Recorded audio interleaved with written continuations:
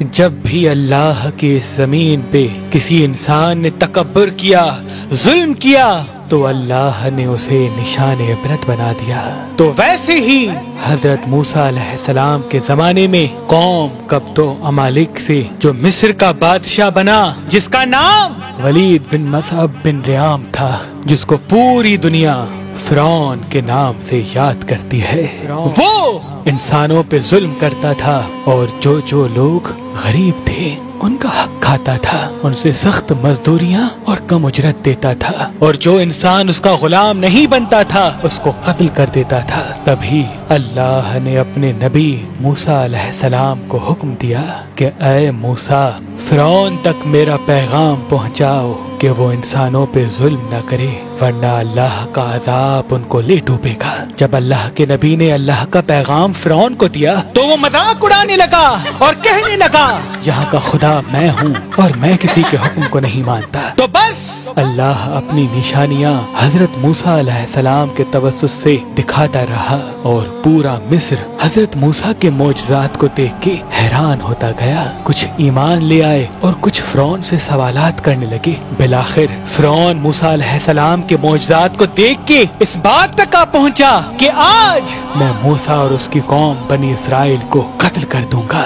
اللہ نے اپنے نبی موسیٰ علیہ السلام تک پیغام پہنچایا کہ اے موسیٰ، رات میں اپنی قوم کو لے کے اس شہر سے نکل جا۔ تو یوں حضرت موسیٰ علیہ السلام اپنی قوم بنی اسرائیل کو لے کے وہاں سے جانے لگے۔ اس بات کا علم جب فرعون کو ہوا تو وہ غضبناک ہو کے کہنے لگا کچھ بھی ہو جائے، موسیٰ اور اس کے ساتھیوں کو میں قتل کر کے ہی چھوڑوں گا۔ وہ اپنے جاہو جلال کے ساتھ بنی اسرائیل کو ڈھونڈنے لگا۔ بس آگے آگے اللہ کا نبی موسیٰ اپنی قوم کے ساتھ اور پیچھے پیچھے فرعون کا لشکر ان کو مارنے کے لیے آتا رہا۔ بالآخر بنی اسرائیل دریا تک پہنچے اور فرعون کا لشکر پیچھا کرتے کرتے ان کو دیکھنے لگا۔ جب بنی اسرائیل نے فرعون کے لشکر کو دیکھا تو حضرت موسیٰ سے کہنے لگے اے موسیٰ، تو نے ہمیں کہاں پھنسا دیا؟ اب پیچھے فرعون کا لشکر ہمیں مارنا چاہتا ہے اور آگے یہ دریا ہے۔ اللہ کے نبی حضرت موسیٰ علیہ السلام فرمانے لگے اے لوگو، گھبراؤ نہیں، اللہ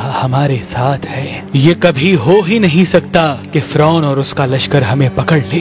سب کہنے لگے اے موسیٰ، اب ہم آگے جائیں گے کیسے؟ بس اتنی دیر میں آواز غائب آئی اے موسیٰ، اپنی عصا اس دریا میں دے مار۔ تو بس جیسے ہی موسیٰ علیہ السلام نے اپنی عصا دریا میں دے ماری تو آدھا پانی اس طرف آدھا پانی اس طرف، اللہ نے بیچ میں رستے کو واضح کر دیا۔ تو بنی اسرائیل کے کچھ قبائل کے لوگ کہنے لگے اے موسیٰ، ہم آپس میں بنتے نہیں، اپنے خدا کو کہہ کہ ہمارے لیے الگ الگ رستے بنائیں۔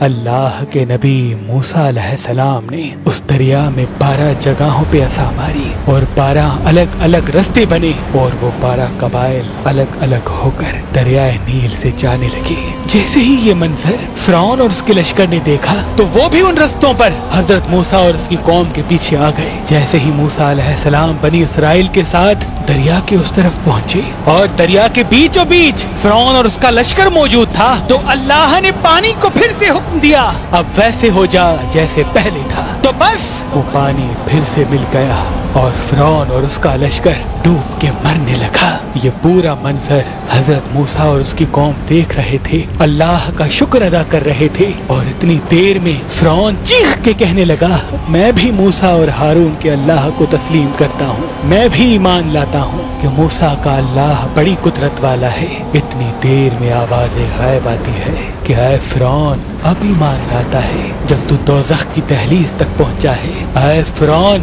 ہم تیرے تکبر اور تیری لاش کو آنے والے لوگوں کے لیے نشان عبرت بنائیں گے، تاکہ ہر انسان یہ جان لے کہ زمین پہ انسان کو تکبر راس نہیں آتا۔ آج بھی اللہ نے فرعون کی لاش کو نشان عبرت بنا کے رکھا ہے۔